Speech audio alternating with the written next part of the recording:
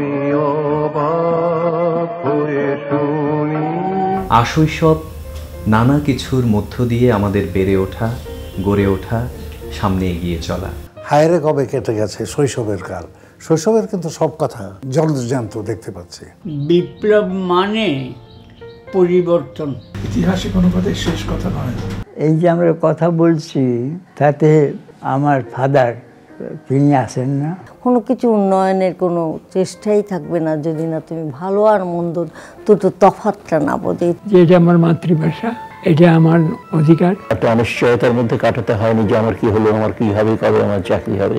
ওই যে অ্যানিমেলের life history, ওটা তো পরে আর রুগী আসলে দেখতো, তখন থেকে আমার ছোট আমি যেন একটু ডাক্তার হই। আমাদের স্মৃতির পাতায় চলে যায় অনেক কিছু, আমরা ভুলেও যাই।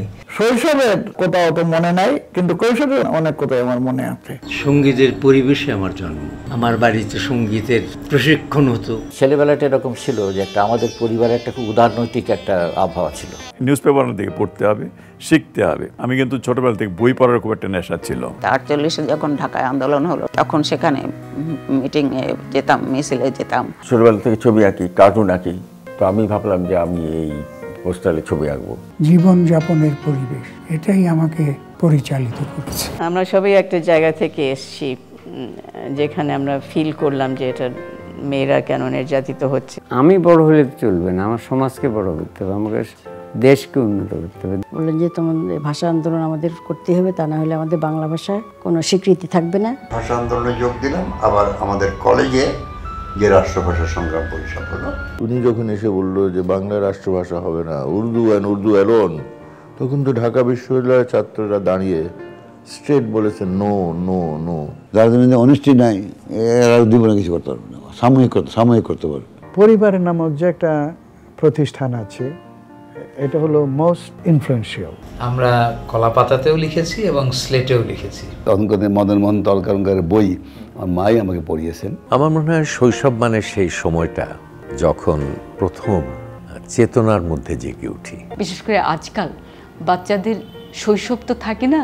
আমাদের একটা সাংস্কৃতিক আবহ ছিল বাড়ির মধ্যে। ছোটবেলায় ওই শিক্ষাটা ভিতরে গেঁথে গিয়েছিল যে বড় হলে সবাইকে নিয়ে কাউকে ছোট যেন না হয়। প্রতিদ্বন্দ্বিতাও থাকে জীবনে, প্রতিযোগিতাও থাকে।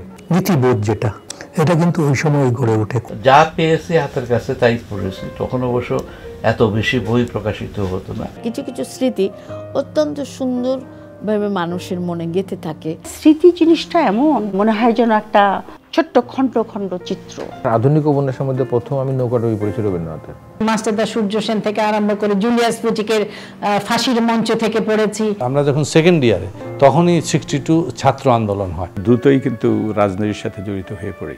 ওই আইয়ুব বিরোধী আন্দোলন, সেই মার্শাল ল। এই বয়সে এসে এখনো আমি মনে করি যে প্রকৃতি আমার উপন্যাসের একটি চরিত্র। এই যে অসাম্প্রদায়িক যে ধারাটি আমি বলছি, তাও ওই পাঠশালার থেকে। কোনো রকম ভেদ বুদ্ধি যেটাকে বলে সেটা কোনোদিন আমাদের মনের মধ্যে প্রবেশ করতে পারেনি। আপনি তো মুক্তিযুদ্ধে অংশ নিয়েছিলেন বাড়ি থেকে পালিয়ে। নিচে একটা লুঙ্গি, উপরে একটা হাফ শার্ট, এভাবে তো বাড়ির আশেপাশে ঘোরাই যায়। ওই কাউকে না জানিয়ে চলে গেলাম। তখন তো এত গাড়ি টাড়ি কিছু ছিল না, মোবাইল টোবাইল ছিল না। যতই আমাদের বয়স বাড়ে ততই আমরা শৈশবে ফিরে যাওয়ার জন্য ব্যগ্র থাকি। স্কুলে যাওয়াটা খুব আনন্দময় ছিল আমাদের। আমার কখনোই মনে পড়ে না যে কোনো দিন আমার বাবা আমাদের গায়ে হাত তুলেছেন কিংবা একটু উঁচু কণ্ঠে কথা বলেছেন। পরিবারটাই ছিল একটা কেমন জানি একটা সাম্যবাদী পরিবার। ওখানে সবাই সবার মতো কন্ট্রিবিউট করছে, আবার সবাই তার প্রয়োজন অনুযায়ী নিচ্ছে।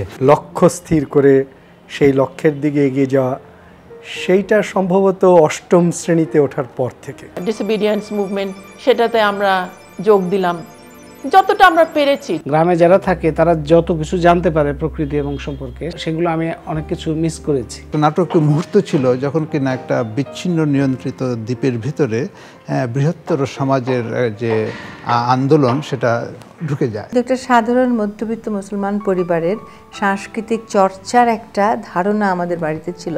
আমার যে স্বকীয়তা, সেটার পিছনে আমার শৈশবের কিছু জিনিস অবশ্যই কাজ করেছে। আজ যে আমি এখানে দাঁড়িয়ে আছি এর পিছনে আমার মা। শিক্ষকদের নিয়ে এবং কালচারাল ব্যক্তিত্বদের নিয়ে একটা কমিটি করা হয়েছিল, আমি ছিলাম সেটা সোশ্যাল সেক্রেটারি। বাংলা সাহিত্যের কল্যাণে একটা জিনিস অত্যন্ত সিরিয়াসলি গ্রহণ করলাম যে দেশ হলো মাতা। Economics only came later when I went to university. I began by studying history. People advised that if you wanted to continue to specialize in economic history, it was good to have a grounding in economics itself. So that led me on from history to economics. আমি অবাক হয়ে শুনি